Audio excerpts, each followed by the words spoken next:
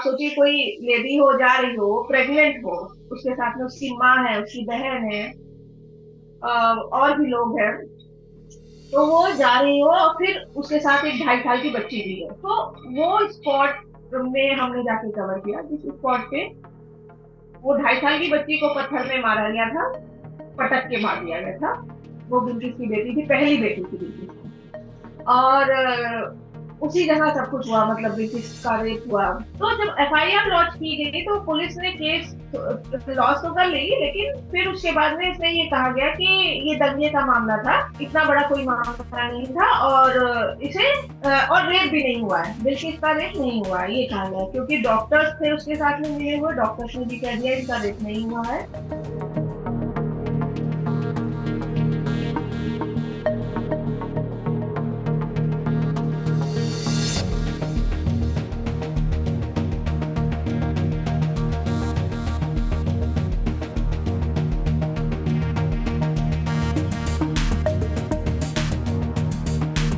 जब से उसका पूरा केस हुआ, ये सारी चीजें, तब से उसने करीब 20-22 घर बदले होंगे। उसको इधर रहता था, क्योंकि जो इसका इसका घर है रणधीरपुर, वो आप देखेंगे कि अगर आप एक बस्ती है मुसलमान की, उसमें वो आप अगर 200 मीटर की दूरी पर जाते हैं तो प्रदीप मोदिया एक कल्प्रिट का घर मिलेगा। फिर आप 300 मीटर की दूरी पर जाते हैं तो आपको शैलेश भट्ट, मितेश भट्ट, राधेश्याम शाह का घर मिलेगा। फिर आप जाते हैं 1 किलोमीटर दूर तो आपको गोविंद नाई, जसवंत नाई, मतलब 2 किलोमीटर के दायरे में करीब 8-9 लोग हैं, जो 2 किलोमीटर के दायरे पर, 3-4 किलोमीटर के दायरे पर एक रमेश चंदाना है, मतलब सब बहुत पास है। हालांकि अब वो वहां नहीं रहती, क्योंकि वो उसका मायका था, वो रणधीरपुर में रहती, रणधीरपुर नहीं, वो रहती देवघर बारिया में। इसका घर है, जो हमने फोटो वगैरह ली थी, वीडियो वगैरह, लेकिन हमने भी डिस्क्लोज नहीं किया, वो हमारे पास ही है।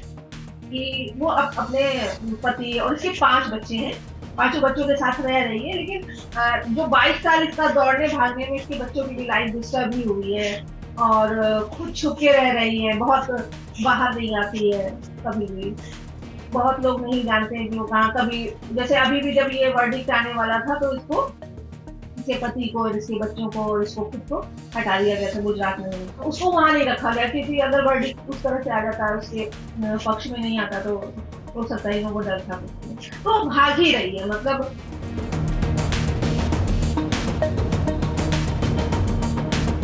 तो रणधीरपुर जो एरिया था वो बिल्किस का मायका है, मतलब उसके फादर का घर है रणधीरपुर। और वहां से करीब आप जाएंगे 12 या 14 किलोमीटर, तो आपको मिलेगा देवघर बारिया, जहाँ उसकी शादी हुई।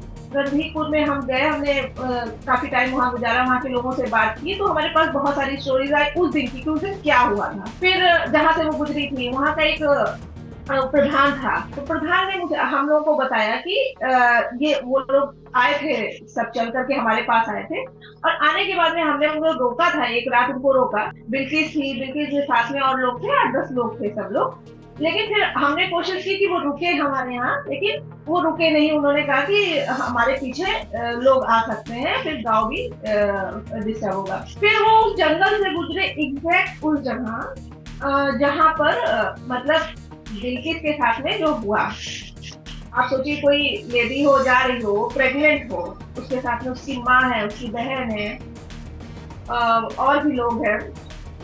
तो वो जा रही हो और फिर उसके साथ एक 2.5 साल की बच्ची भी है। तो वो स्पॉट में हमने जाके कवर किया, जिस स्पॉट पे वो 2.5 साल की बच्ची को पत्थर में मारा गया था, पटक के मार दिया गया था। वो बिल्किस की बेटी थी, पहली बेटी थी बिल्किस की। और उसी जगह सब कुछ हुआ, मतलब बिल्किस का रेप हुआ, गैंग रेप, उसकी माँ का रेप हुआ, उसकी 2 बहनों का रेप हुआ, उसकी एक चाचा की बेटी का, मामा की बेटी का रेप हुआ, चाचा की बेटी का रेप हुआ। मतलब इस तरह से कई 5 औरतों के रेप हुए। हम उस जगह से गुजरे, फिर उस जगह से हम जाकर के देवघर बारिया गए।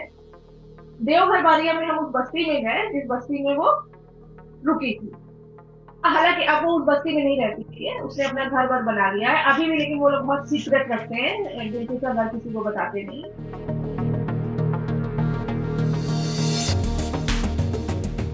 फ्री केस हो गया, तो बिल्किस की तरफ से, बिल्किस कैंप में रही, दाहोद में कैंप था, कैंप में वो रही। और बिल्किस की तरफ से एफआईआर लॉन्च की गई। तो जब एफआईआर लॉन्च की गई तो पुलिस ने केस लॉस तो कर ली, लेकिन फिर उसके बाद में इसमें ये कहा गया कि ये दंगे का मामला था, इतना बड़ा कोई मामला नहीं था, और इसे और रेप भी नहीं हुआ है, बिल्किस का रेप नहीं हुआ है, ये कहा गया, क्योंकि डॉक्टर्स थे उसके साथ में मिले हुए, डॉक्टर्स ने भी कह दिया इनका रेप नहीं हुआ है।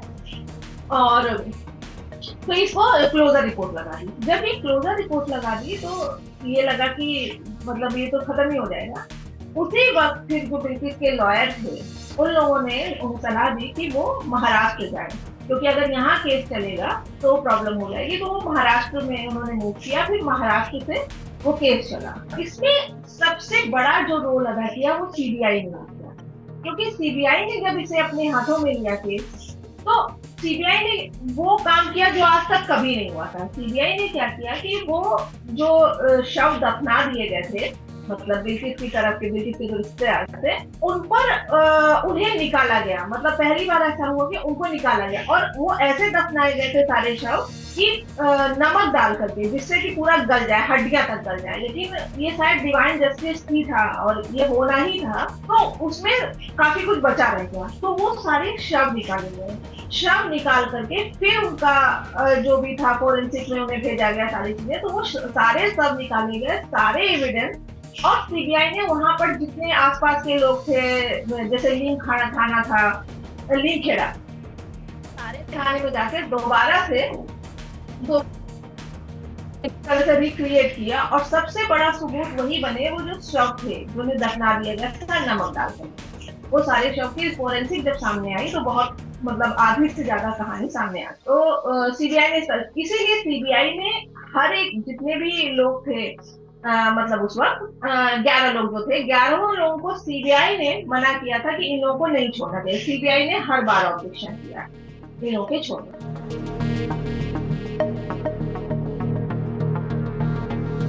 कॉम्पनसेशन में इनको 50 लाख रुपए तो मिले, लेकिन इनको जो घर मिलना था घर नहीं मिला, और इनको नौकरी की बात हुई थी कि इनको नौकरी मिलेगी। हालांकि नौकरी इनको ऑफर की गई, जो गवर्नमेंट का कहना है कि नौकरी इनको ऑफर की गई, पर इन्होंने कहा कि मैं नौकरी नहीं करूंगी, मेरे हस्बैंड कर सकते हैं। तो नौकरी फिर नहीं दी गई, क्योंकि गवर्नमेंट का कहना है कि आप ही को नौकरी मिल सकती है, और ये इन्होंने कहा कि हमारे साथ इतनी सारी चीजें हो गई हैं, और मैं अब मतलब बाहर ऑफिस में बैठूं या इतने लोगों से मिलूं, अभी मेरा वो कॉन्फिडेंस नहीं। तो फिर नौकरी और जो घर मिलना था इनको, वो तो नहीं मिला, सिर्फ 50 लाख।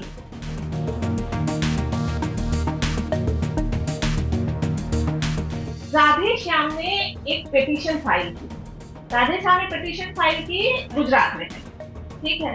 गुजरात ने कहा कि ये केस क्योंकि महाराष्ट्र में चला है तो महाराष्ट्र में पास जाना चाहिए, तो महाराष्ट्र में ही है। महाराष्ट्र में गए तो महाराष्ट्र की जो वहाँ का सेशन कोर्ट था, जो वहाँ की और एडमिनिस्ट्रेशन जितना भी था, सीबीआई थी, उसने पूरी, सीबीआई तो सेंट्रल की है, लेकिन वहां पर जब वहाँ की कोर्ट ने मांगा तो जितने भी स्टेक होल्डर थे उनसे सबसे मांगा गया कि इनको क्या करना है। तो महाराष्ट्र ने भी वो टोटली इनको ना कर दिया कि भाई ये हम नहीं कर सकते हैं, ये आपको रिहाई नहीं दी जा सकती, ऑब्जेक्शन है। यही एक ऐसी चीज थी राधे श्याम ने कि जब ये फिर इसने गुजरात में फाइल कर दी, मतलब इन्होंने गुजरात महाराष्ट्र महाराष्ट्र गुजरात ऐसे किया। तो यही एक ऐसी चीज थी राधे श्याम की जो मुश्किल, जो मतलब पूरे 11 लोगों को दोबारा जेल में जाने की वजह भी बनी। क्योंकि अभी जो कोर्ट में जब इसका डिसीजन आया, वर्डिक्ट आया, तो कोर्ट ने कहा कि राधे श्याम ने क्या किया है, फ्रॉड किया है।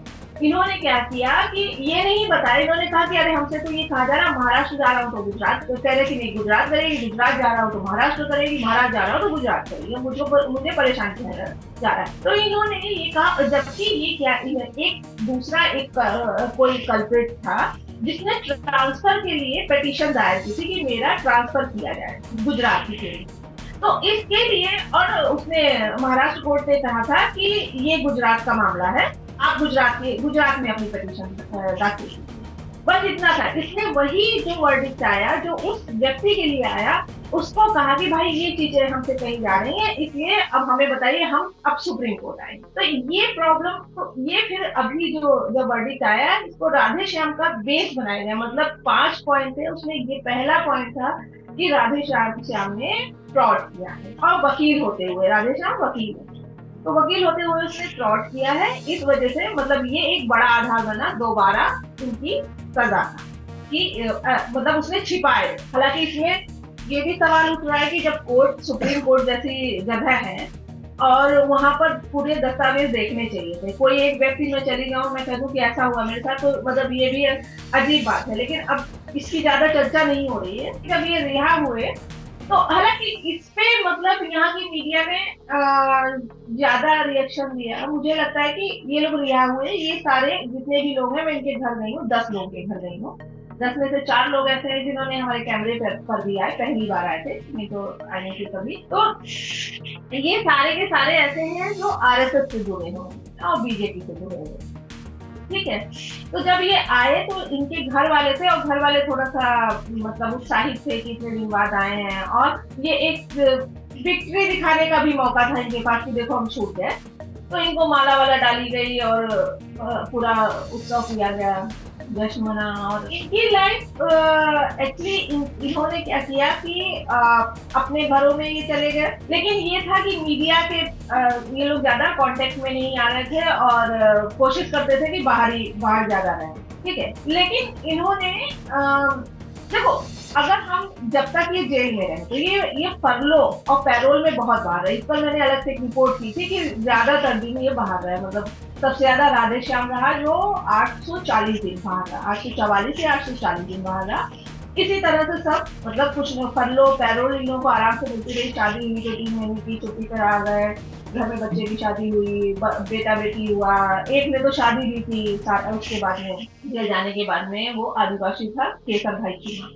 तो इस तरह से इन्होंने मतलब मुझे लगता है कि शायद इतना तो इनके लिए पेनफुल नहीं था, जेल के अंदर भी ये ठीक ही ठाक कंडीशन में रहे। फिर उसके बाद में जब ये 1 साल का जो समय है, 1 साल के समय, क्योंकि मीडिया की नजरों में ये आ चुके थे, तो हमने 2 बार इनके घर के चक्कर लगाए। मैं गुजरात गई 2 बार, तो एक बार तो ये सिर्फ हम इनके घरों के बाहर से आ गए तो किसी का भाई मिला, किसी की पत्नी मिली, किसी ने हम लोग को, जैसे एक रमेश चंदाना है जो उस समय के विधायक का पीए था। रमेश चंदाना मतलब बहुत हाई प्रोफाइल मांगा था, तो उसके घर गए तो वहां पर थोड़ा सा सेट किया हम लोगों को और नहीं मिला था।